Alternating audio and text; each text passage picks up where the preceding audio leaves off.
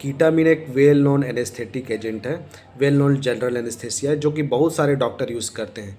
और अगर आप फार्माकोलॉजी की स्टूडेंट हो तो आप भी लैब में यूज़ किए होगे एनिमल को, जैसे रैट, माइस, गिनी पिग, ये सबको एनेस्थाइज करने के लिए। ठीक है, बहुत ही सेफ़ माना जाता है इसको। लेकिन जब हम लोग जनरल एनेस्थेसिया का क्लासिफिकेशन पढ़ते हैं तो कीटामिन जो है वो डिसोसिएटिव एनेस्थेसिया के कैटेगरी में आता है। आपने देखा होगा ना, और उस कैटेगरी में एक सिंगल ड्रग है। तो इसको क्यों बोला जाता है डिसोसिएटिव एनेस्थेसिया, क्या आप जानते हैं? देखो, जहाँ most of the general anaesthetic GABA A receptor पे जाके बाइंड होते हैं और क्लोराइड चैनल को ओपन करते हैं, लेकिन जो कीटामिन है वो एनएमडीए रिसेप्टर को जाके ब्लॉक करता है, जो कि पेन और सेंसरी सिग्नल को ब्रेन तक ले जाने का काम करता है।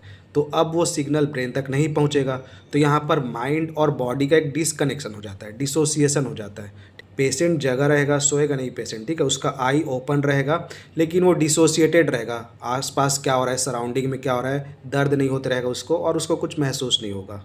एक अलग से dream like stage, out of the body experience patient को मिलता है, और डॉक्टर इस स्टेज में आराम से सर्जरी या फिर ऑपरेशन करना है तो आसानी से कर सकते हैं। इसके साथ साथ जो कार्डियक एक्टिविटी है, जैसे कि हार्ट रेट, ब्लड प्रेशर, ये सब बढ़ा हुआ रहेगा या फिर नॉर्मल रहेगा, लेकिन दूसरे एनेस्थीसिया देने के बाद ये सब डिक्रीज हो जाता है। ठीक है, heart rate, blood pressure decrease होने लगता है, लेकिन इसमें ऐसा नहीं है। और इसी वजह से जितने भी इमरजेंसी सर्जरीज है, जैसे कि बर्न सर्जरी, ट्रॉमा सर्जरी, या फिर कार्डियक कैथेटराइजेशन हो गया, एंजियोग्राफिस हो गया, फील्ड एनेस्थेसिया हो गया, इसके लिए इसको बेस्ट एम्प्लॉय किया जाता है।